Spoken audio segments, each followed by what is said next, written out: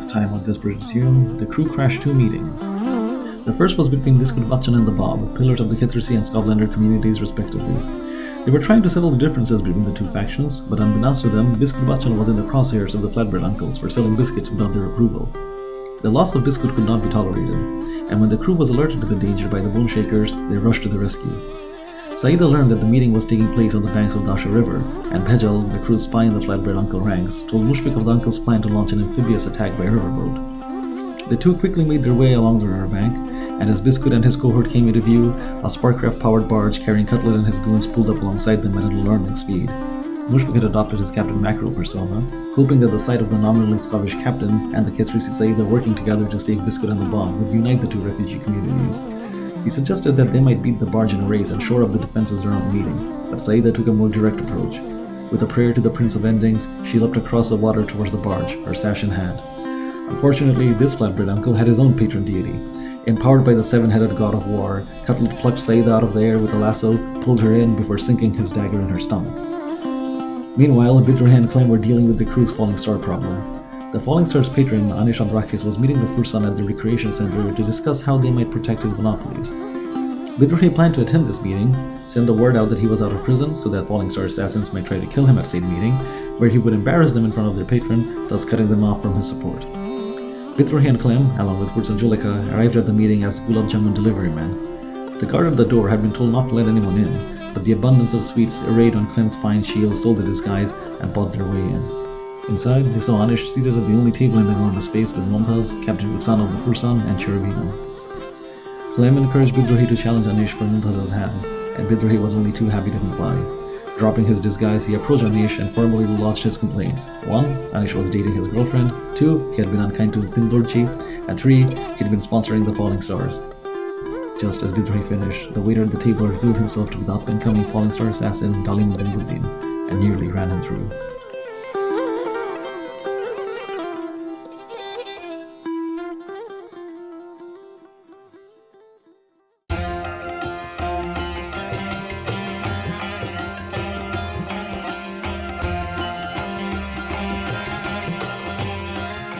Uduasha City, where the sun is a mirror and the moon a shadow, where dancers cavort in forbidden operas, making love to forgetting and flaying, where the wealthy play at war with silver swords and silken sashes, where the people mine the dead heart of a burning star for cannonballs and pipework, and where 1,000 secrets hide in a forest of paper and ink. Here, the 5 keybearers reside, the 5 who know the secrets of the broken gates of death. 5 only. There is no 6th spire, forlorn and forgotten in the desert. There is no one who looks to the displaced, the poor and destitute and landless, whose ancestry has been stripped from them by foreign looms and foreign sparkcraft, and no one has ever heard of the House of Endings. But this is their story. Their roots pulled up and burned, they stand in filth up to their necks. And that is precisely why they must keep their heads ever high. Welcome to Uduasha, immigrant. May it fear the name of the house you will build. Welcome to Desperate Attune, an actual play podcast about characters with their identities in peril, played by an international cast devoted to fiction-first gaming, collaborative world-building, and complex character drama.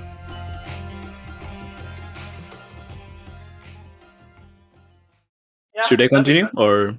No, I think let's cut to Clem. Okay, good. Because, for one, this guy is not alone. They know how dangerous Bidrohi is, so he is jumping out to, steal the glory. So I guess the guy he has with him is the chef. So we have this, Hong Kong action thing of the chef drawing forth an enormous cleaver. Yes. Rushing out of the kitchen at the same time. So Anish and Rakis wants a show. We're not going to give him one, because giving him a show is what he wants. Let's humiliate these falling star assassins in the easiest way possible. I think while still in disguise as a waiter, Clem is just going to use their fine shield to clothesline the chef. Ah, yes.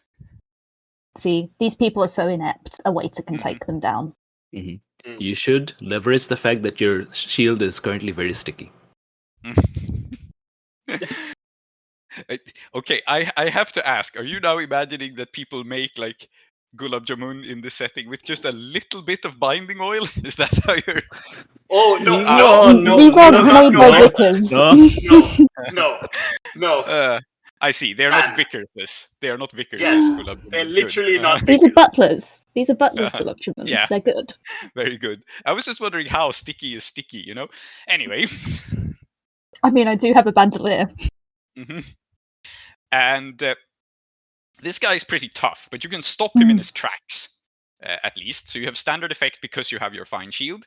Mhm. And, I think your position here defaults to risky, actually, simply because you hadn't drawn attention to yourself prior to this. Mm. So I think risky standard, which means you can trade for desperate great and actually knock him out. Yeah, I think I'm going to trade for Desperate Great to turn that into a knockout blow. And I suppose, what would extreme effect look like here if I was to push myself? Okay, so extreme effect, if you were to push yourself, would look like not only do you like knock this guy out of the fight, you're aiming to humiliate these guys, so you make it look extremely easy to knock him out is the first thing. And I think the second thing is you can make it abundantly clear that he is a cool fighter before you do it. So like he will do, not only does he rush out and then you clothesline him, right? He like rushes out, does some cool kata that Anrakhis can see, like swings around his sword in a pattern, showcases that he's clearly really amazing, and then you hit him. Let him juggle his cleavers for a bit. Yeah, so you kind of do the Indiana Jones scene, right? Of guy swings his sword around and then you just one hit kill. Perfect. I believe in you. I'm going to push myself for effect. I think this kind of goes down nicely under wreck. Yeah, I'm I think rocking it this does. guy. Desperate extreme wreck. Brother, are you with me? Oh yes, indeed I can be because of my free assistance, which I still have one. Excellent. Yeah. My assistance is that I made your shield sticky. I have a better Are you idea. sure you want this with you? I mean, it's true. We have established the friction has happened. Yes. I think also the assistance is like as Clem leverages the shield, right? Some gulab jamun like fly off it and get in his face and distract him. Because some are probably still stuck on there. Yeah, it's as we established, it's quite dark at the rest of the restaurant, so you didn't see it properly. That it's still there. Okay. This is my contribution. Very good. Well, then Please you have enjoy a it. bonus dice from Sticky Shield. I'll take it, but I don't want it. And you're pushing for effect, which means you can Yes. still take a devil's bargain. Let me think if there's... oh yes, actually, I have like kind of like an interesting devil's bargain. That's not necessarily that bad, but which reveals something about Clem. So I will say, you do this, and at the exact same time, you happen to look out the window because you like have to get up close to the window to catch this guy to see Saeeda being absolutely destroyed down below you, and see that like her life is in dire peril. That's how it looks like from your vantage point, at least. Like, Saeeda's about to be literally stabbed to death beneath your feet. So if you take this devil's bargain, not only will you see Saeeda's situation, you will interpret it as being worse than it actually is. And it is pretty bad, so it must be really bad for it to be worse. Oh, I think I see you, like... I don't see you. I see I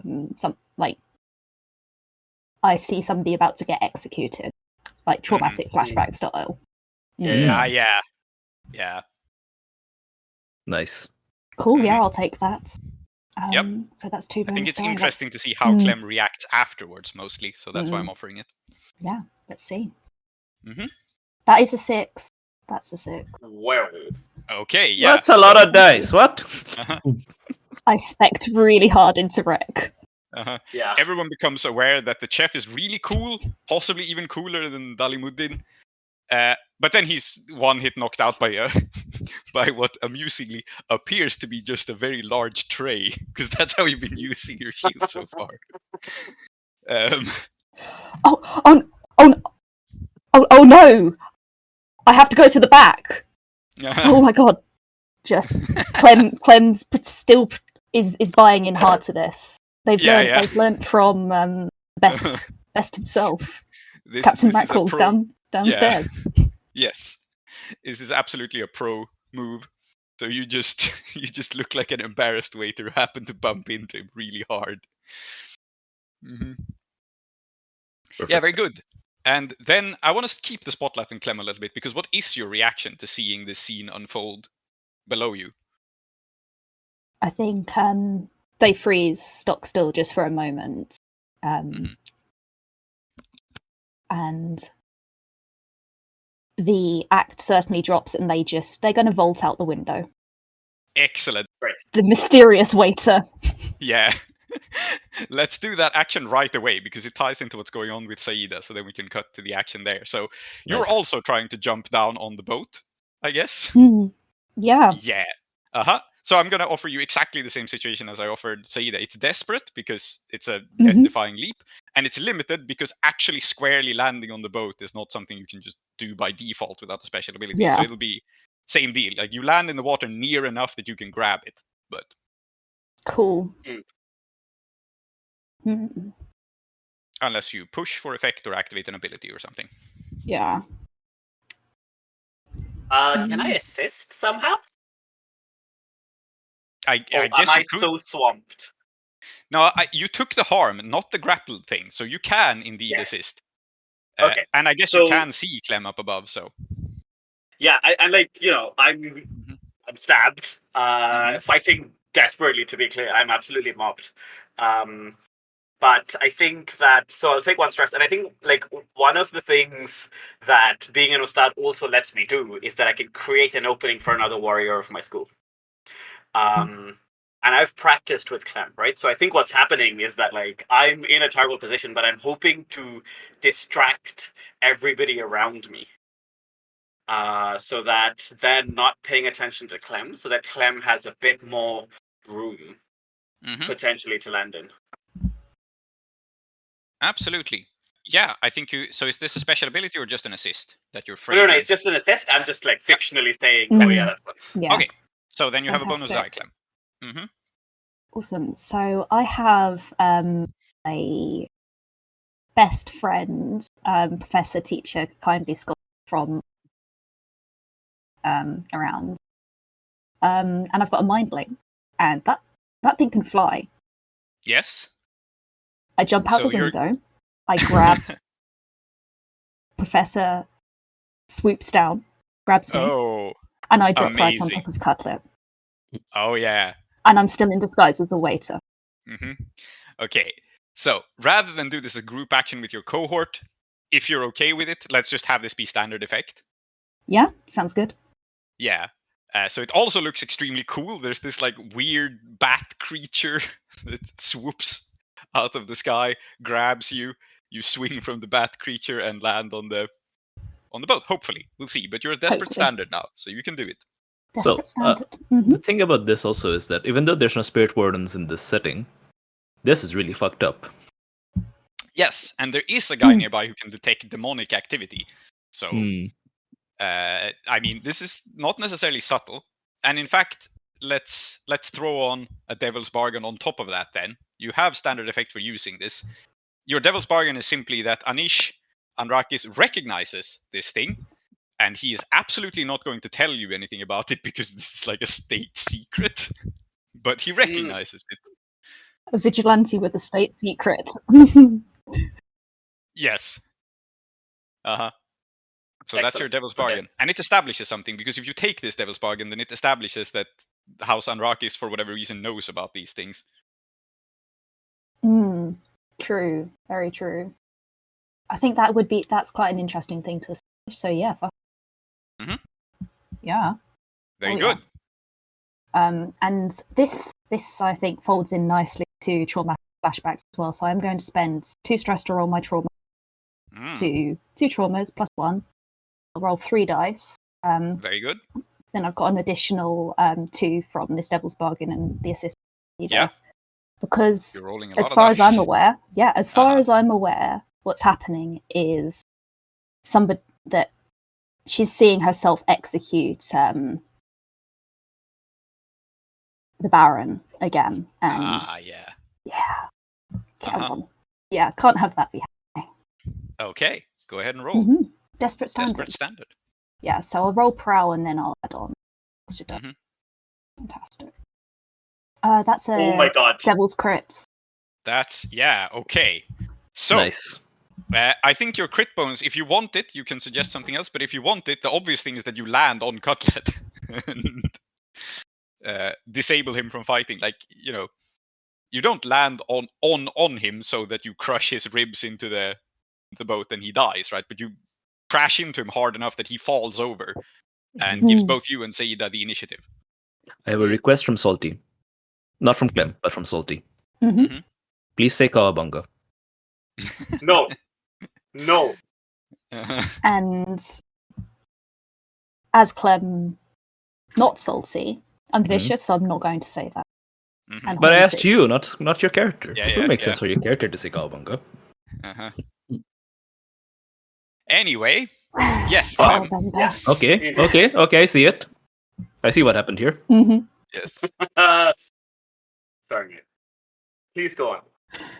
I'll take what you mentioned. Yeah. Makes So sense. you barrel into this guy after he has stabbed Saeeda. He is thrown backwards in his boat. This is, I will remind you, not a huge boat. So it rocks around pretty badly with this impact. I think it gets thrown even more on, of course. His men are all in a disarray. And they're nowhere near as good at fighting as him, but they still can fight. More importantly, though, they're busy trying to steer the boat towards Biscoot. But Clem, you have the initiative. What do you say or do as you land next to Saeeda? I don't think Clem says anything. Pithy one-liners are their thing. And Yeah. at this moment, they are fighting themselves, which is pretty fucked up. So they're just going to be, from the superhero 3-point landing, panting pretty hard. Yeah. And they look at Saeeda, and they are clearly not looking at Saeeda. Yes. And what's Saeeda do? Normal and sane. I, bleeding, look at Clem and say, nice landing now. We can just push him off the boat. I think we'll be fine. And I think what I want to do is try to not, I cannot kill this many people or even harm them meaningfully. What I might be able to do is push a couple off the boat in such a way that the rest of them also fall off the boat, because it's a boat, it's not super steady, and I have a wind demon in my sash. And so, I have given up on not given up. I landed, I looked super cool. Yeah. If I can just push everybody off somehow, then I think I'll be fine. So basically what you're trying to do is partially capsize the boat, it sounds like. But I want to remain on the boat. Yeah, but tilt it enough that people fall off. Yeah. Okay, it sounds like a wreck action to me.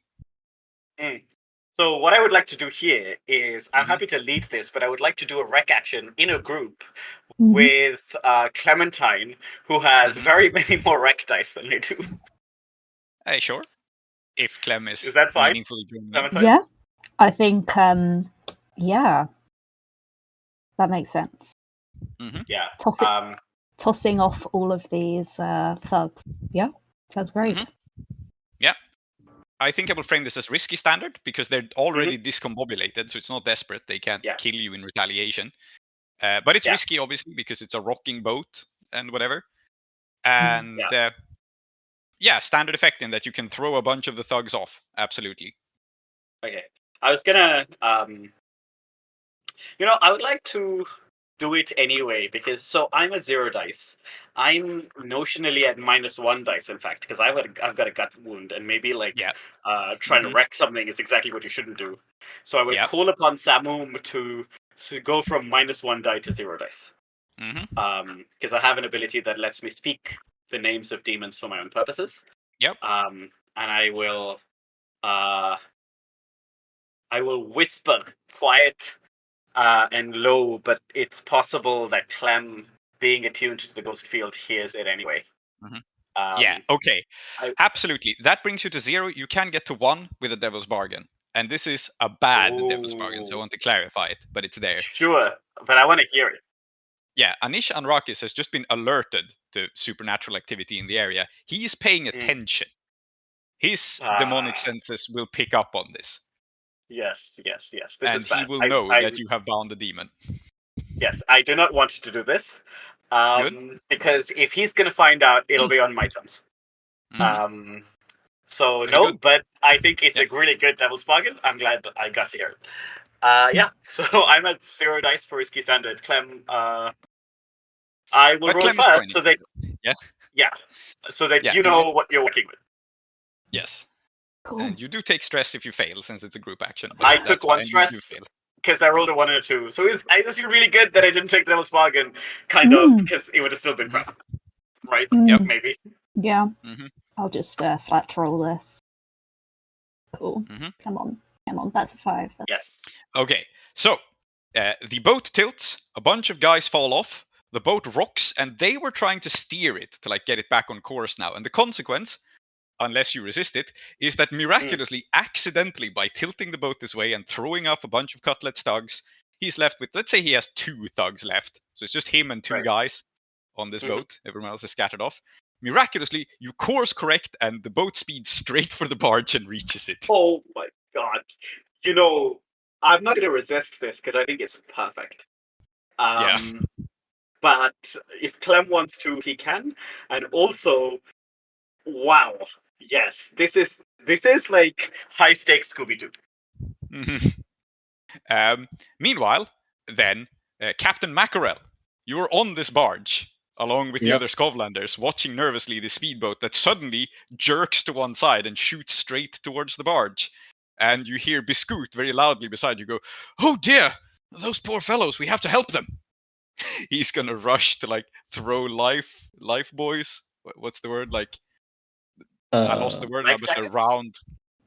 the I know round you life mean. savers. The life tubes? Yeah. Yeah, the round stripy things. He's gonna throw those to the poor fellows who fell into the water, which unfortunately puts him right by the railing. What do you do? Yes. What's a Cutlet situation? Like, Clem battered him. Yeah, and then he fell over. I think he's like lying back against the motor of the boat, so like at the back of it, he kind of like slammed into it. He's getting to his feet, Okay. but he's disoriented. But he is here now, and like, if he takes a prodigious leap up on the barge, he could grab Cutlet, pretty much. Or Biscoot, sorry. Both of these men are named after food. It's very confusing. Yes. That was on purpose, in that it was Klow who named both of them Yes. as jokes. And they appear to be serious deals. Sorry, to what? us specifically. Sorry, what? You named both Biscoot Bachan and Cutlet. Biscuit Bachan is not a joke. It's perfectly reasonable for someone before industrialization to be named after what they do. Yes. There are I so think many it's, Screwwallas in. This is not a joke. Yeah, Screwwala, Tayalwala, No, Talwala. Yes. This may sound like I'm being deadpan, but it was not a joke. No, it's not. I get you. Yes, I just realized there are actually 3 men named after food because we also have a Mr. Puddin upstairs. But anyway, Oh, why would you say that? Yeah, so Mushfiq, I think, does want to get Biscuit Bachan out of danger.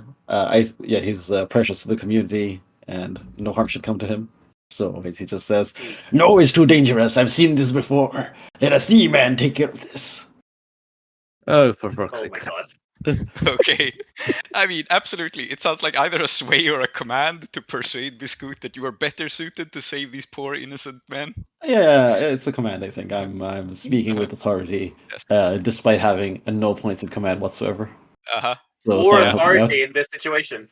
Yes, very good. So I think it's risky standard, and the risk is, if this succeeds, at least you're putting yourself in harm's way because Cutlet will need to go through you, which is kind of what you want. But he will be able to do it if there's a consequence. Like, he'll be able to attack you.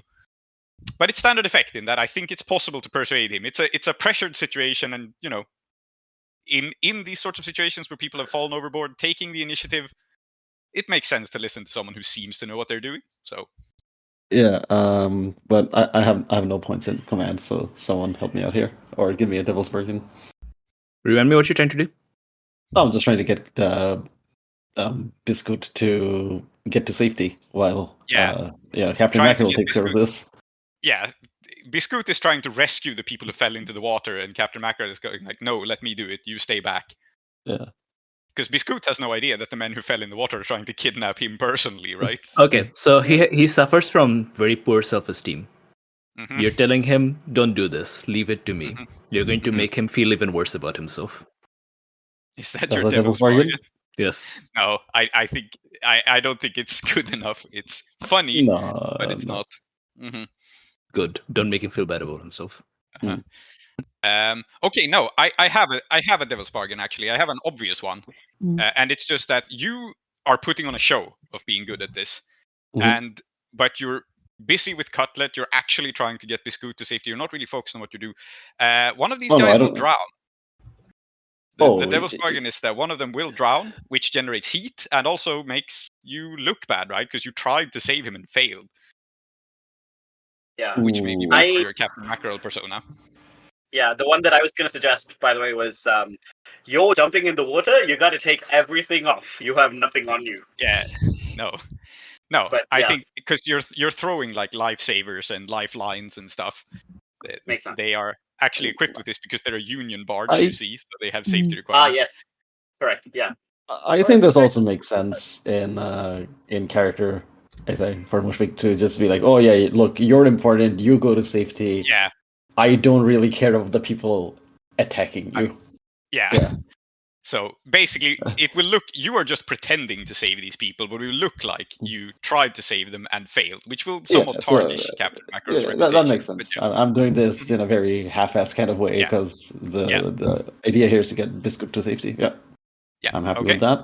Here we go, and it's a 3.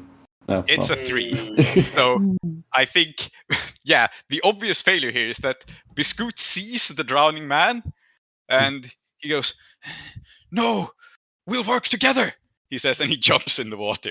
Unless your Oh, for fuck's sister sake. is gonna swim after this guy. Oh man, this is too good to resist. Actually, this is Okay. So yeah, Biscoot just hops in the water in a desperate attempt to save these people, and he shouts out, "They're just innocent men." it's normal, man. They're Yes. just Jumping normal with men! him. Jumping with him, Captain Mackerel. And then Mushfiq says, "What do you mean, normal man?" Yes. Okay, so Biscuit has hopped in the water, and you actually made the situation worse. Yeah. And now he's desperately trying to save a drowning man. There's an Uh, entire good. gang Can I organized continue? around. I was going to say there's an entire gang organized around worshipping something fucked up that lives in the water.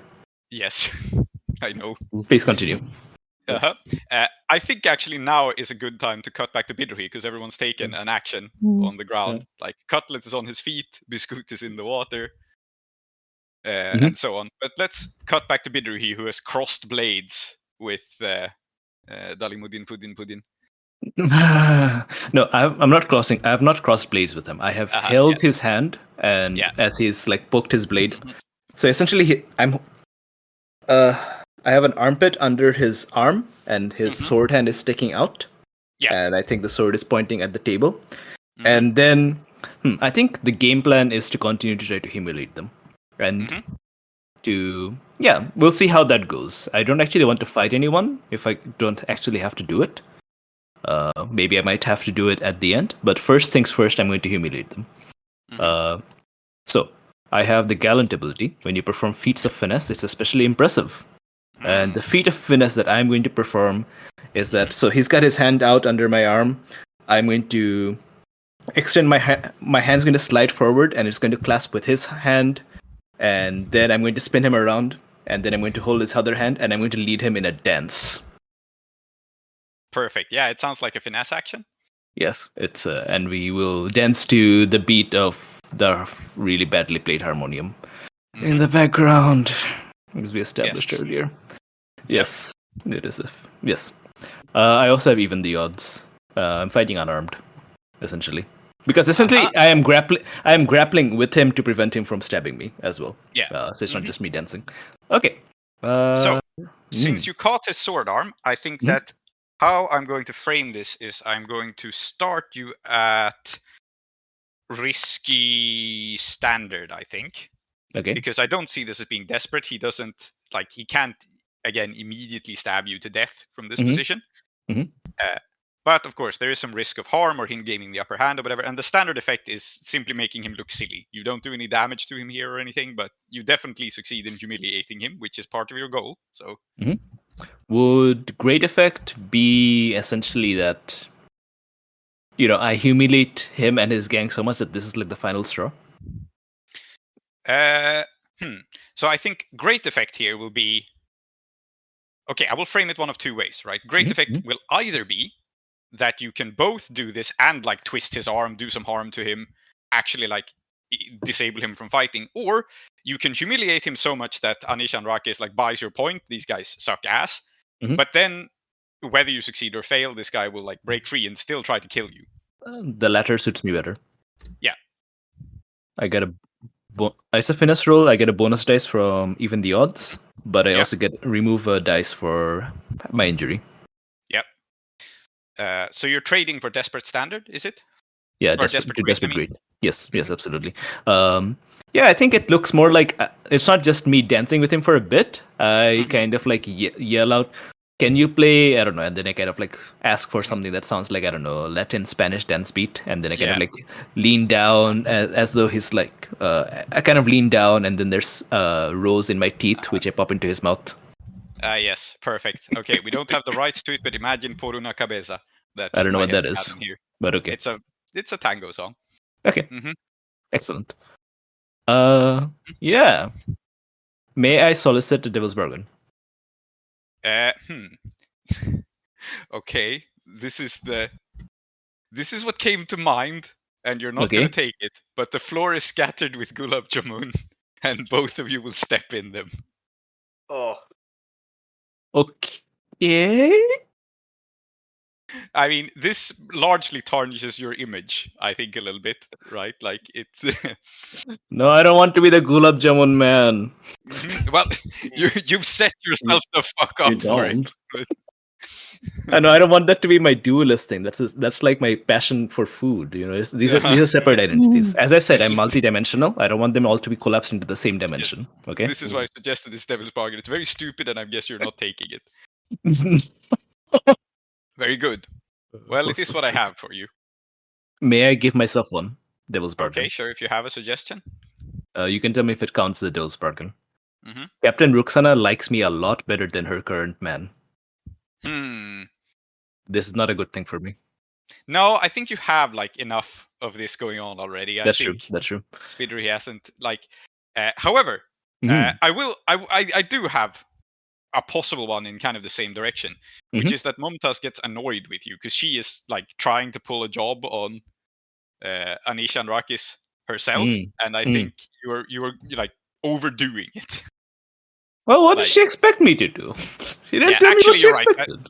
Actually, that doesn't make any sense. She knows you do this kind of shit. You've been dating long enough that she knows you do this kind of shit. I don't have any devil's bargains. You can push yourself, but I don't have devil's bargains. No, I'm like quite close to trauma, so I'll just keep it. I still have 3 dice baseline, so let's see what happens. Yeah. Oh, good. All right, desperate great, 3 dice. It's a 6. A 1, and a 6. Yeah. So tell me what this looks like. It's, as I said, like we dance for a while.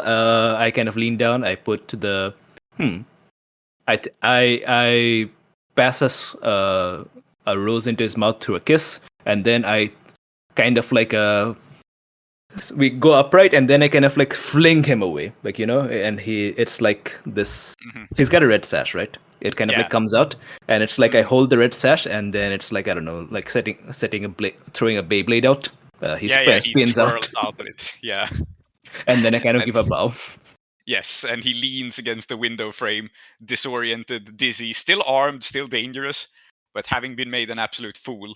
And I think there is a moment of stillness as the music pauses, and then the only thing that echoes throughout the clubhouse is Anish and Anrakhis' golf clap at your. And he says, excellent, marvelous. What did you say your name was again? Bidrohi of House Ankhatam, Gentleman of Kethris. Because that's legally true. Yeah, it is.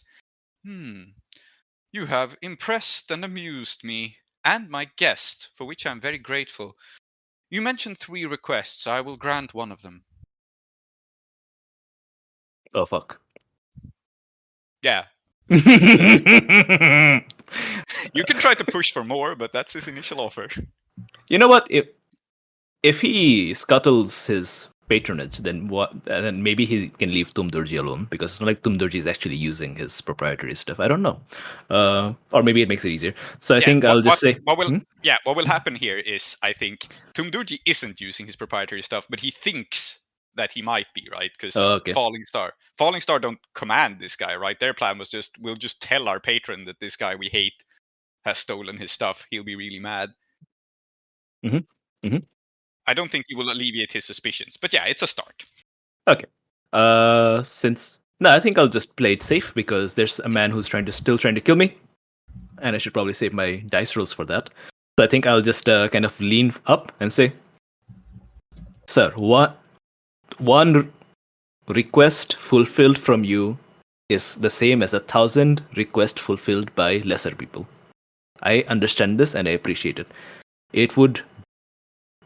You have seen that these falling star people, they are on their last legs, absolute dregs, absolute little bitches.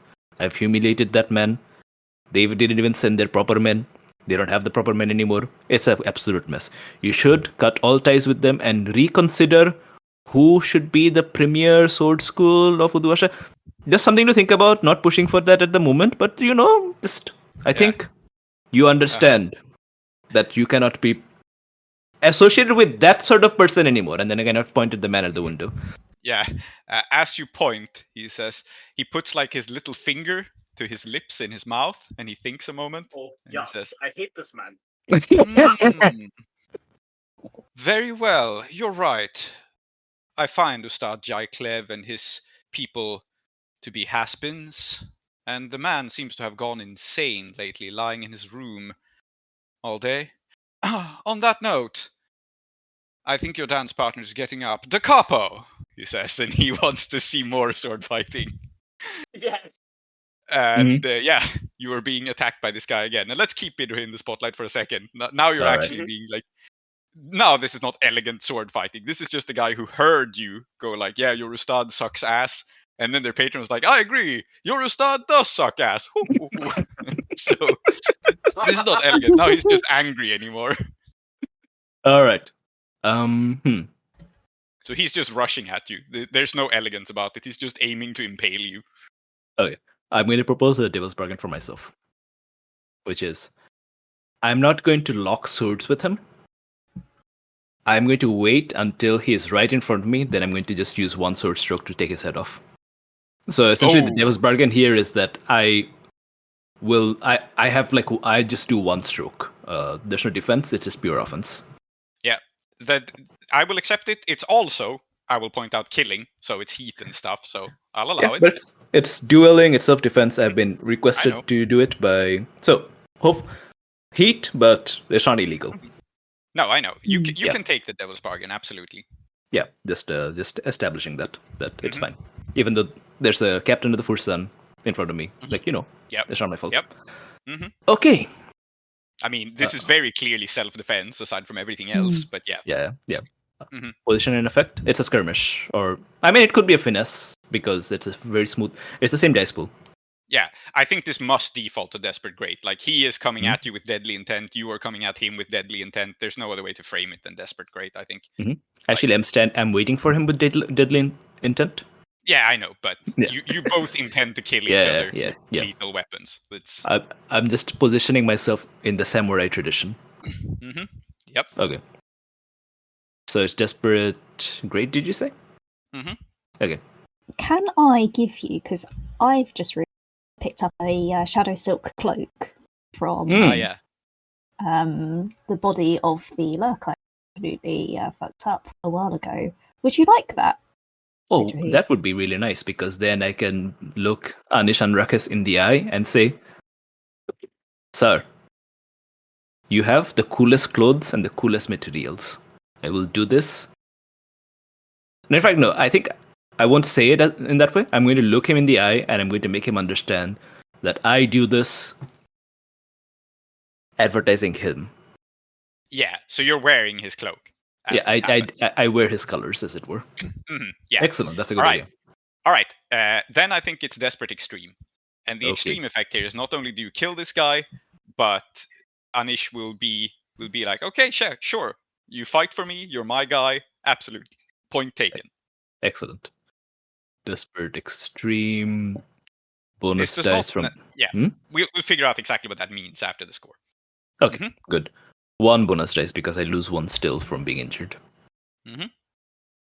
And yeah, I should mark my fine elegant weapon, which is the very distinctive backwards curving sword, the sickle sword. That because it's important. Yeah. It's a 5. Okay, at least you succeeded. Okay, so you wait until the very last moment to like take this guy's head off, and yeah, I think there is pretty much nothing else to it than, yeah, I'm gonna hit you hard with consequences here. I don't think that it's necessarily a fatal blow to you because you set yourself up well for this. So it's just a level 3 harm, not a level 4, but it still hurts. However, there is also another consequence, which is that he shreds the Shadow Silk cloak. They're very delicate. So like he, it flutters out. He like stabs you through it. It catches on his sword. He rips it the fuck apart, and then the sword goes into you. Okay, I'm going to first resist the harm, and we'll see if I still have any stress left to resist the other thing. Yeah, I think again it's prowess, right? To take the blow, but I get him before he can like drive it into me properly. Yeah.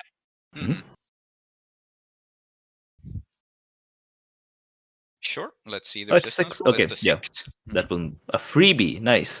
And for the other one, so it just gets destroyed, right? The entire cloak. Yeah. Okay. Yeah, pretty much. Like I'm framing this as they're made of silk, right? They're fairly delicate, and it'll be torn up, it'll be stained, it'll be like you can salvage the silk from it, but it won't be a cloak anymore. Yeah, I think the way I'm going to resist it is it's going to get torn up, but as I kind of like stand there, the victor, and then kind of like, the one guy is like lying dead on the ground, beheaded, and then the other guy kind of stands up. I'm going to take the shreds of the cloak, wipe my sword, and then I will walk up to Anish Anrakhis, kind of like limping. Yeah. Like just barely standing, but still like resolute. And I'm going to put the silk on his table, and I will say, "Sir, may I have a new one?" Yes. Okay, let's see if you may have a new one. Roll this It's a resistance resolve. roll. Or you may. Yeah, it's a Yeah, resolve it's a resist. resolve, yeah. Absolutely. Let's see how much stress it costs you to make demands of this man. None. You roll Nice. 6 again. Yeah.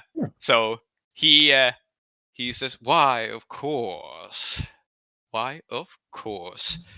Excuse me, Captain. I think we'll have to resume this conversation at a later date.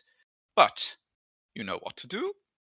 He pats her hand, and he just goes like, "Yeah, you may be the captain of the Frisson, but I have told you what I want, and I trust you will deliver it. And I'm bored of bribing you now. Goodbye." That is also an excellent name for this session. I'm bored of bribing you now. Goodbye. Yes. Jot that down. Jot that down. I'm gonna jot that down. And I'm going to cut back to the situation below, which is intensely chaotic. So Cutlet is back on his feet, and I guess he's primarily facing down Clem, who has become his most immediate opponent now, I think. I think his priority is going to try to kick you off his boat. And You know what? I don't even think he's going for Biscoot at this moment. He's like, okay, well, if he wants to drown himself, whatever, we ideally wanted to kidnap him, but if he's dead, close enough. This guy is standing up, armed with a punching dagger and a grappling hook. What do you do, Clem? I've got a Rage Essence vial. Pure, straight-laced alchemicals instead. Yeah. Speaking of the punching dagger, how long has he had that? Is it time for a new? Is it time for a weapon shift? Yes. No, I he's forgot. had it for like. Oh shit! It's like 10 minutes in like a game time. Okay, D7. That's a 6, which is. It's I think still it's not fist. gift. Gift is lust. I think it's fist. Okay, so he doesn't have a punching dagger anymore. He's just gonna aim to take you down barehanded, apparently. Maybe he's got like brass knuckles or something, or like those kind of like tiger claw fist weapons. I think it's just brass knuckles. Yeah, I think he's just gonna aim to punch. I mean, Bidrohi isn't the only one who can show off, right? And yeah, of course. I forgot that this guy has the power of God and anime on his side. So fair enough. Clem. Yes. Mm-hmm. I hear you understood that reference. Very good. I've just got anime on my side, and also unrelenting power of violence. See which is better. Yes. I think the important thing here is lay him long enough that the boat just speeds past. Mm-hmm. Sure. Yeah. Bring them out of range from doing anything to Biscoot. Sure. Yeah. The grenades are just staring me down. I can't use a grenade on them. That'd be foolish. Don't throw a grenade. Yeah. Don't do it. Oh no! Grenades! All of a sudden. Mm-hmm. No. I think it's going in for a grapple then. Going in. Just wrestling him down so that like the boat will crash into something. Yeah, fair enough. Actually, wrestling him down and choking him out. Okay. Yeah. Yeah. Reasonable. Choking myself out because again, just having time of this right now. Okay, so you're actually taking your Rage Essence vial. So I think that pretty much makes this desperate, because I feel like any time you use a Rage Essence vial, it's desperate. Yeah. So, but I also think that, I think it's standard. I think you can do this. We have established that this guy is kind of badass, but he is like caught off guard and so on. So if your goal is to like take him down and choke him out, let's call that standard effect.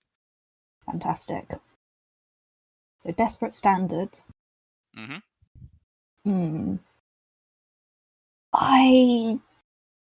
would the great effect look?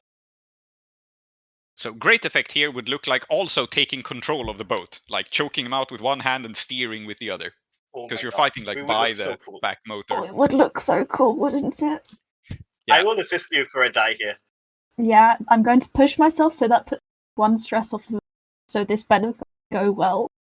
But I think that it's important that it looks really cool.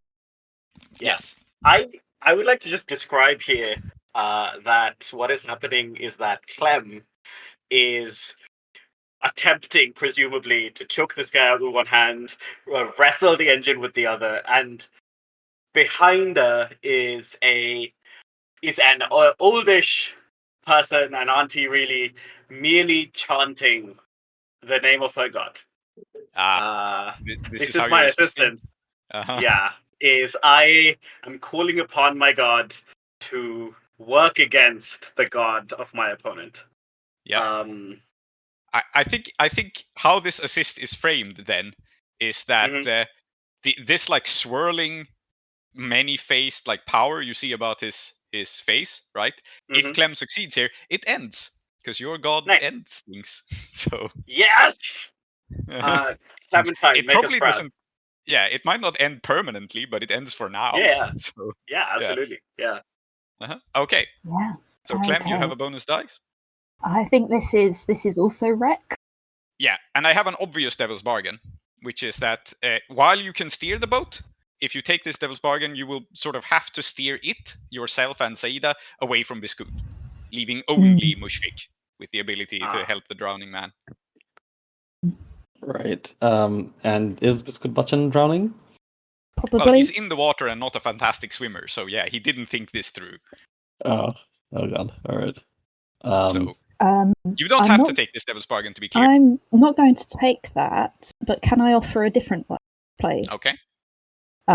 So Clem is seeing Cutlet as themselves in this moment right now. Mm-hmm. What happens if I just kill myself? Like strangling myself out. What would that look like? Just interestingly. Would you like to repeat that, but in an order that doesn't imply level 4 harm? Level 4 harm, ego death. Your goal here is not actually to kill him, right? But to choke him out. No, but, yeah. But you have this. Yeah. Okay. So I think I will take. Yeah. I'll give you a devil's bargain, which is blocking out the past. Like you'll be in. This is not how psychology works, to be clear, but it might be how psychology and traumas work in a fictional story. You will start to forget like the more traumatic elements of your past, except when you activate your traumatic flashbacks ability. I think that's like a logical, cool way to interpret this. Which means that you'll have memory gaps of like the more traumatic things in your life, right? You might forget people, you might forget events, and this gives me license to spring things on you which you don't remember. Sounds great. I love it. Yeah. Okay, Fantastic. write that down as like a permanent condition about your character, that you have memory. I'm losing so many words today. What is it called? Memory lapses? Memory gaps? Memory blackouts, perhaps.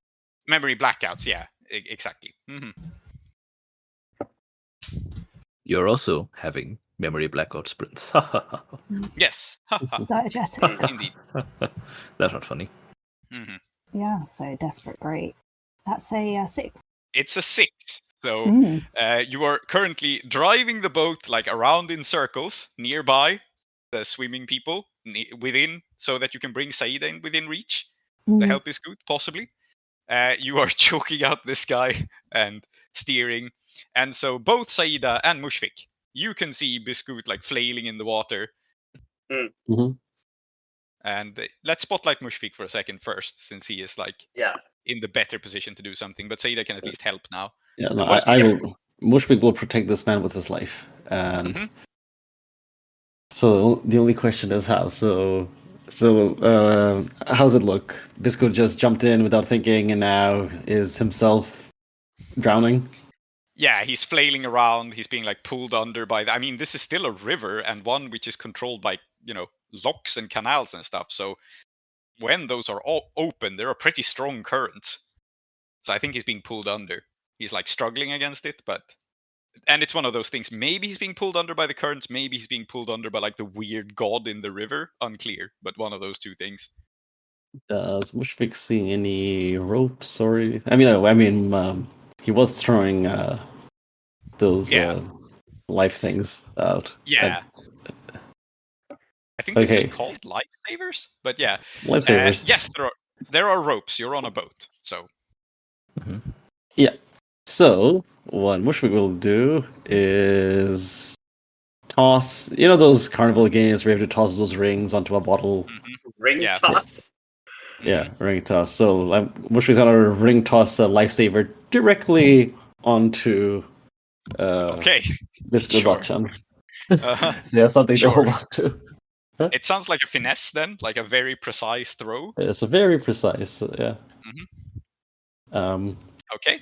I think it makes sense. It's a finesse. We have established that these things are around because it's a Union barge. Yeah. Safety equipment is otherwise quite rare in Uduasha, but how am I framing this? I think risky standard. Yeah. All right. So we see Mushfiq line up the shot. He holds his thumb out, holds it like a frisbee, and let's see how good the throw is. It's quite good. 5 and 5. Okay. Cool. So, you throw him the life thing. He catches onto it. He holds it, and your risky consequence here, unless you resist it, is that he's still pulled under, and you are now in a tug of war with whatever is down there, which is clearly no longer just currents. Yeah, I think I can resist this Mhm. by just being pretty strong. Yeah, by just prowess pulling him out of the water. Just pulling him Sure. out. Yeah. Just for Okay, fun. yeah. The name of the god we're talking about, it's called the Death Bearer, Bringer of Endings. Mm. Niche protection? No, there's no niche protection here. Mhm. Yep. It's particularly awkward because I wrote that, which means that Mhm. clearly this ending thing has been on the brain, and then I forgot Yeah. that it was on the brain, and then it came back onto the brain. Well, anyway, Yeah. there are different gods. I think this god ends things in different ways, though, Yes. by drowning Yeah. them. Yes. Right. Yeah. Anyway, you can prowess resist this for sure, and in that case, the supernatural just won't get involved. Yeah, let's just pull him out of the water. Okay, 1 stress. Yep. Phew. All right. So you haul and pull Biscoot back up on the boat, and he spits up water. He's like very afraid, and he goes like, "Oh dear. Well, boys, friends, we're all in this together. Us Kethrisi and us Skovlanders. We have to fish all those poor people out of the water, as many of them as we can. Everyone together now." And he's like organizing a rescue fleet, because that's just the kind of guy he is. There's a reason people like him. We'll allow this. Yeah. How's what's Cutlet at? Like, still. Cutlet is being choked out, right? Cutlass is being choked out and now unconscious, Effortlessly. probably in the back of the boat. Effortlessly. Okay. Yeah. I guess I didn't get involved with that. Yeah. Sure. And I guess, yeah. Sorry, I do have something that I want to do. Because the advance I took last time allows me to see the truth more clearly when I'm near death. And I believe that somebody took some devil's bargain about ego death or something. Yeah. Like just now. So it seems like this may be a good time for me to understand more. And what I want to do is I want to understand Clem better. Okay. And I don't know what kind of insight the Prince of Endings might give me. Yeah, but I am absolutely. You can attune here, and it will be a risky standard. And the standard effect here is learning something interesting about Clem, I guess. But there is risk, because you are you're invoking your god, and so on. Yes, absolutely. This makes sense. Yeah. I am deliberately not speaking the name of my god because I am asking for a blessing. I am not demanding a boon. Yep. Okay, so risky, standard, no bonus dice. Attune, yeah. 5. Okay. I'm just gonna, like, whenever you do these things, I just go from whatever my first instinct is, right? Yes. So this is both your effect and your consequence. You can like resist the consequence for more clarity, but otherwise your insight is this: Clem has already ended. I don't know what that means. Oh, for fuck's sake. Are you kidding me? Yes. Holy shit. Yes, this is exactly what I want to see. Oh my god. Yes. Clem has has already ended. 3. You should say Kawabanga. Yeah, at least once. Yes. This means that Clem is perfect for this group. Clem and Mushfiq are both dead inside. I cannot let them. I must protect them. I must treasure them. And so what I'm going to do is something very fucked up. I am going to mark my voice for song. I'm going to sing the ending of Clem. For it has been given unto me by the prince, and nothing else matters. And I hope, Salty, that this is fine, because it's what's happening. Yeah, this is fun. Great, so what is going to happen? What is going to happen here is that Saeeda is going to sing a beautiful, heroic, courageous ballad of the Severosi with their heraldry and their stories of heroism, and Clem doesn't remember it and doesn't recognize it. No, of course not. Yes. Yeah. Oh my god. Yes. And I think, I don't know, that Clem doesn't recognize it necessarily. I'm possessed. This is gonna be so fine, guys. It's gonna totally normal. Yeah. No. Mm-hmm. I don't believe you. Yeah. If you had said Kawabunga, then I might have trusted you. Damn. Very good. I will And I consider think- it for the next time. Yeah. And I think one more thing happens here below, and it's that the Bob, because all of this has happened very quickly, he comes out of the cabin on the barge, and he sees Biscoot ordering around these, like, the rescues of people, and he rushes up and he goes, "Yes, listen to that man, he knows what he's doing." He strides out, and then, like, as the other people pull everyone minus one guy out of the water, the Bob and Biscoot, like, look at each other, and there's this, like, extremely manly forearm handshake between them. They go like, It's Full Metal Alchemist, absolutely. yeah, we saved these people, and they nod at each other, and suddenly they are brothers. Excellent. Gender euphoria for men. Yeah. Yeah, And- one can also have some gender euphoria as a treat. Indeed. And I think that is mostly the score. Up in the clubhouse, Anish walks out with Mumtaz at his side. And I think the thing we see from up above is Mumtaz, like, looking over at Bidrohi and winking at him in gratitude. Because you haven't ruined her shit at all. You did what was asked. You have looked cool as hell. And she really appreciates and admires you. And she's still totally gonna, like, steal Anish's shit later. Which, now he's even distracted because he's thinking about you. So this is good. Okay. And with a bloody hand, I extend a gulab jamun towards Shirobino and say, "They're very good." And he says, "I don't have appetite right now." And he looks kind of sick because, unlike everyone else, he's not a badass. He does silly stage plays, and he is not accustomed to real blood. What a guy. Fucking guy. Did Captain Ruxana have any reaction? Just curious. I think Captain Ruxana looked with a, like, distaste as this whole affair. Like, she is absolutely not happy about any of this. Right? But she's now in a position where Anish has given her an ostentatious bribe of the kind where if she backs out now and, like, turns it down, right, and gives back all the costly gifts he's given over the course of the dinner, including the dinner itself, it will be so rude that it puts her in danger. So it's one of those, when you have received enough bribes, you kind of can't back out anymore. And so this is the vibe for her. So she is going to become his fashion police, but she's not going to like it. So I just give her a salute, and then I kind of, like, take a nap at the stable. Yeah, very good. I think everyone else vacates the premises, so you're left with this grand clubhouse to yourself, except for, like, the harmonica guy, I guess. Harmonium. Yes, sorry. Who was the only person in here to not be an assassin in disguise among the entire staff. My favorite thing about this entire score, we didn't use our cohort one single time. No. We didn't need them. I didn't want to risk them. I think that they are too good.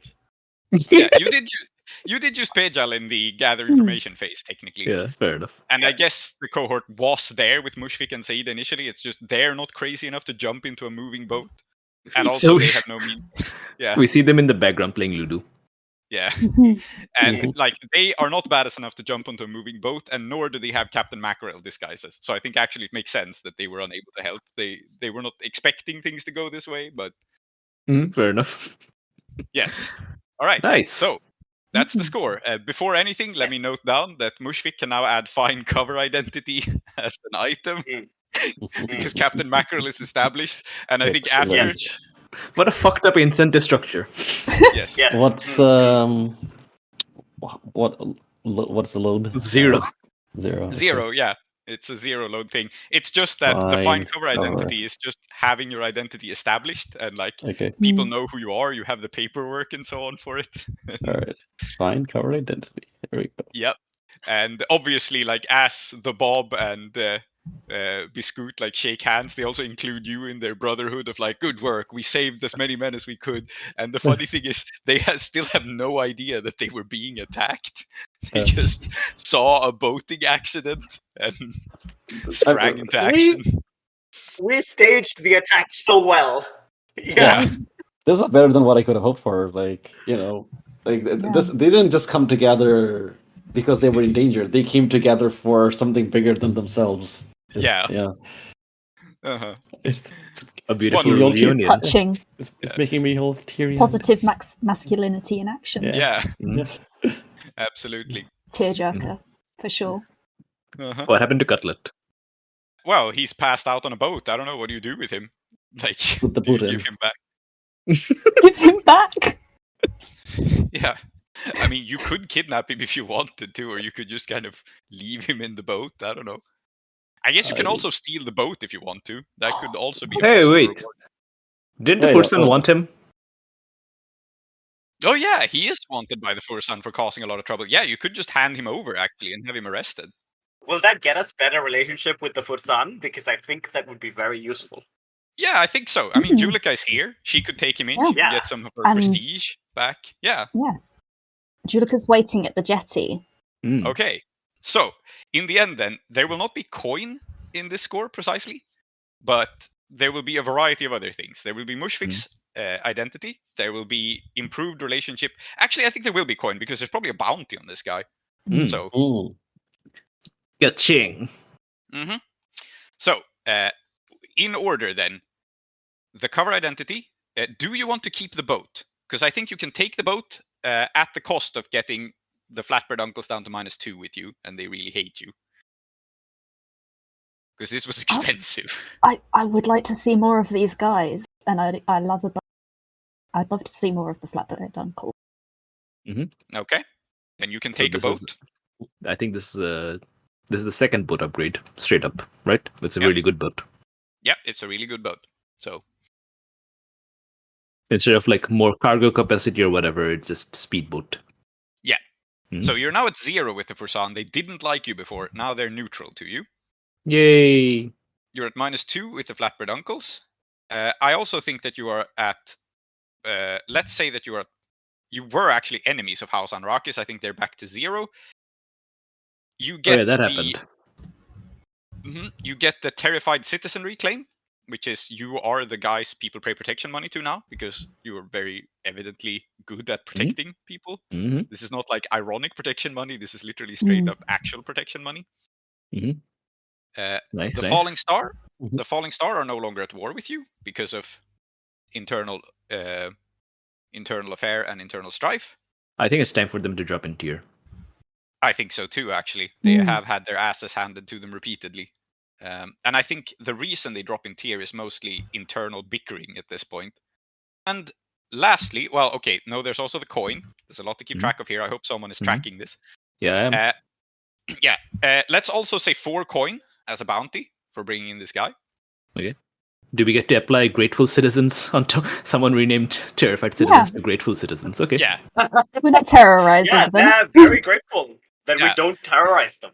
Yeah, you can apply that right away. Absolutely. Yeah. 6 coin. Biscoot doesn't know that he was being saved, but Saeeda's friend, the Begum, knows because she was aware of this whole plan. So she is probably the person who pays you out for this. Just, good job looking after that bumbling idiot that everyone loves. How about we keep 2 coin in the vault and everyone takes 1? Sounds good. The last thing I want to discuss is, do you guys want the patron special ability and do you want it to be Anish? I don't like patron. Yeah. I also get the feeling that most of the crew does not like Anish. Yeah, I don't want Anish to be patron, and if I did want a patron, it would be me. I don't like letting anybody else have control over me, and that's definitely not diegetic. That's me in character. Fair enough. Then instead, I think we can just add him as a crew contact. He's not a patron, but he is aware of your crew now. He thinks you're pretty cool. And so he is not your patron and not your sponsor in the arena, because I don't think he can turn around that quickly. But he does basically give his endorsement, right? Like the Falling Star or the Rising Moon School are cool. Go watch them in the arena. You're not his team. He's not going to be wearing your scarves and he's not going to be waving your flags. But he's going to think you're a pretty cool team and a pretty cool sword school. So he's a crew contact and he likes you. Okay, so someone did this already. I noticed that we had Cutlet as a crew contact, and someone deleted him. Good. Yeah. He Goodbye. is no longer a crew contact. Bye-bye. Yes. So you now have a very powerful man who is not a crew close friend, not a patron, but a guy you can go to. You have access to House Anrakhis, which is quite powerful in itself. This is definitely an angle I want to see more of as we tier up, like getting more involved with the demon houses. Yeah, absolutely. I had all sorts of cool things like lined up that he could do, but he never had a reason to do them. So. Oh no, we'll give you opportunities for him to do it. Don't worry. Yeah. Okay. What about Rep and Heat? Princess just rolled for entanglement, it seems. No, this was not entanglement. No? This was how well did the Anrakhis Fashion Police proceed? Because that's still happening. I see. You rolled 4 dice and got a 5, huh? Yeah. Okay. Yeah, you guys have gotten all the 6s. So Yeah. when I think what happens is when this clock finishes, House Anrakhis will basically control the clothing industry in this town. Oh fuck. So that's, I mean, it sort of makes sense, right? Yeah. They almost do it anyway. on it. They almost do it anyway. But this time I guess they will literally do it. Okay. Yep. And then I roll entanglement. No, wait. First we do heat, of course. And Rep. So, yes. So Rep, straightforward.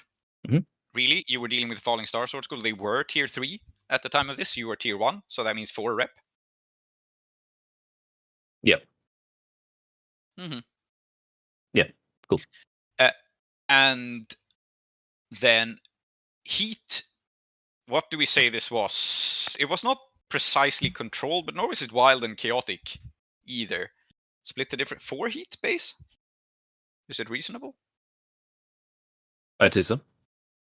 Yeah, I think so. Like there was some chaos and some violence going on, but overall you came out of it without too much obvious violence or too much chaos that you caused. That guy did drown, but I guess we're about to take heat for him drowning in a sec. So. Yeah, you do take 2 heat because killing was involved. A guy drowned and another guy got his head chopped off. You were at war, but you fixed that now, so I don't want to add the war point for it. They were high profile or connected targets, though. There is no way around that. So New wanted level? It did not happen on hostile turf. New wanted level. Nice. New wanted New level. turf But as you well. do take... Hold on, you do take -2 heat per score for your noble privileges. So I think actually you don't. That's at the end of downtime. Oh, yeah, that's at the end of downtime. Yeah, then... During downtime. No, it's just -2 heat per score. So whatever heat calculation you do, you remove -2.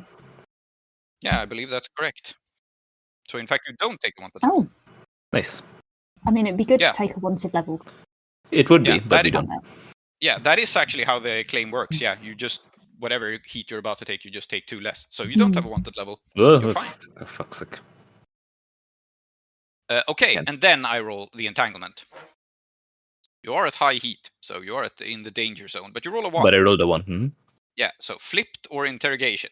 One of your contacts, patrons, clients, etc. flips, or one of the crew gets questioned. Yeah, I think we'll go with the interrogation here. Yep. We have gone with flips flips a lot before. And the logical thing is just apparently, since we haven't quite established what happens at the end of the score, I guess Captain Roxana is not so impassive after all. And as you sit down at the table to finish the food, Bidrohi, she is going to talk to you. Okay. And how this works mechanically is either pay them off with 3 coin, or you tell them what they know, 3 heat. You can resist each of these consequences separately. So normally they like beat you up as well, but I don't think that makes sense here because she has been beaten up. Yeah, Mm-hmm. also been beaten up quite thoroughly. What does she want to know? Yeah, so I think let's do this as a short scene, and then we'll move towards wrapping up. Okay. Yeah. She leans forward over the table. She looks at you like fairly seriously and narrows her eyes. You're Kethrusy. from out east. Yes? Born and bred, but also, this is important, 100% Uduasha boy. Are you now? Well, it seems I am being recruited for Anrakhis' project, but make no mistake, I work on projects of my own. You know, quite a lot of food comes in from Kethris. Quite a lot of it comes via your community. Quite a lot is disseminated out to boarding houses, restaurants, that sort of thing. Mm-hmm. Bidrohi is nodding along at his people's accomplishments being acknowledged. Yeah. She leans in and then she goes, "Do you pay taxes on that?" Mm. And what is going to happen here is that it's not your crew that is in danger. It's actually the community you've promised to protect, because the Kethrisi tax evade a lot. Obviously they do. They're dirt poor. Mm-hmm. But this woman's job is to catch smugglers.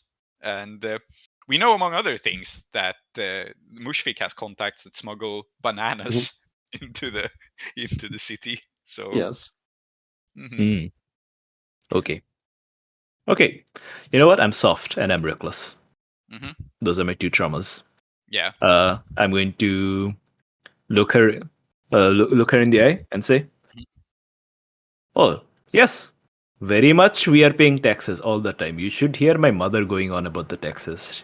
There are two things in the world that make my mother go on the way taxes do. The only other thing in the world that makes my mother go on the way taxes do is my love life. Okay? Very concerned about that, very dissatisfied with my love life and also with the taxation system. And this is a very common attitude, but I think this, just because people are grumbling about the taxes doesn't mean that we are not good people who are not paying our taxation, okay? And I did not just come here just for having a nice chat and a nice dinner and also a nice dance. I came here also as representative of the Kethrisi community, and I believe we have some back pay, and I'm going to slam down 1 coin. I know that I owe 3 coin. Yeah. So I'm resisting to just be like 1 coin. Okay, so 1 that coin fair? and some stress. Yeah, fair enough. Absolutely. Yeah. Okay. I think she's obviously not incorruptible. She just took a big bribe, so she can be convinced to that's oversee. 2 stress. That's still fine. Okay. Yeah. So apparently 1 coin is all the back pay taxes all of you and your friends own, and she's going to be like, yeah, very good. Excellent. Yep. Mm-hmm. I think it's fair. You pay a coin, you resist some, and that's the entanglement dealt with. I think then I'll just also say, and this doesn't have to be a roll, I'll say, Mhm. you know, currently there's like a lot of hullabaloo in Bunderwest. You know, there's like the Skovlanders and there's like, you know, what I know that the Fursan are having a lot of problems enforcing order and getting these taxation systems, you know, free flowing. Then there's the water bearers taking their cuts and all that. I think in the next coming months, you're going to see a lot more organization, the Kethrisi community being more united, and you'll know who to come to, and we can have a very good relationship, the Kethrisi community and the peacekeepers of Uduasha. I'll think about that. Mhm. That is a very compelling offer. Certainly better than chasing skirts. She says. Captain, it's not an offer, it's a statement of fact. Very good. Please enjoy. Please I will enjoy the keep future it. about to come. Yeah. And she walks out being very much like, she did not mean chasing skirts in any sort of metaphorical sense. She's just like, yeah, that's going to be my job now, is it? Track down clothes. Fuck this. But, yep. Enjoy. Enjoy the future about to come, as I said. Yes. Yeah. Nice. Okay. Yeah. That's the score, and I think that's a good place to round off the session. Really. Nice. Yeah, nice. Muy bien. As the bees buzz around Paliduddin, whatever the fuck his name was. Dalimuddin, yes. Yes. Pudding. Yes. Nice. Uh-huh. And yeah, we will get into precisely what this means for the Falling Star Sword School. But I think one last thing I want to establish is, I think what will happen is they have an internal leadership struggle, and Jai Clev is just considered like, the excuse is, he's too old, he needs to retire now, he needs to, grow a rose garden or something. He won't be in charge, and therefore the organization won't be at war with you.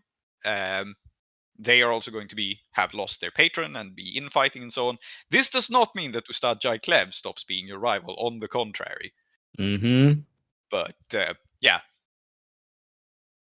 for now. Good. Very good. So that's the session. We are going to do XP now, and if you follow us on Patreon, you will get to hear our after-game talk, including XP, and a little bit of us chatting about plans for the future. But if you are not on Patreon, this is where we say goodbye. Here close the doors to the House of Endings. Those who dwell within are Zoheb, called Klow, Aadiyat, called Soap, Symmetry, called Tree, and Salty. I have been Prince, your host. Our city of Uduasha is based on Blades in the Dark by John Harper and Evil Hat Productions, with special thanks to Johnstone Metzger. Follow us on Twitter or support us on kofi.com/desperateattune. If you want to engage further with us, we also have a Patreon at patreon.com/desperateattune, where you will get our newsletter, extra content, and updates from Uduasha.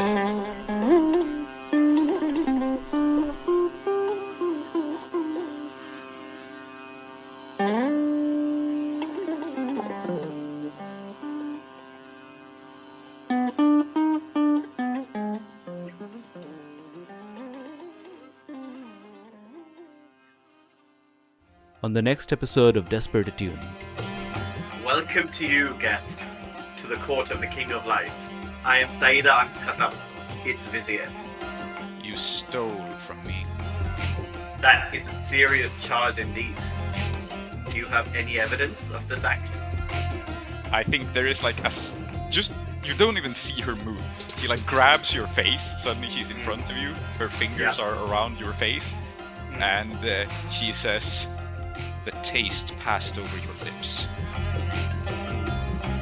And it's not that you have stolen a mango, it's that you have stolen the taste of a mango. Yeah, absolutely. I get this.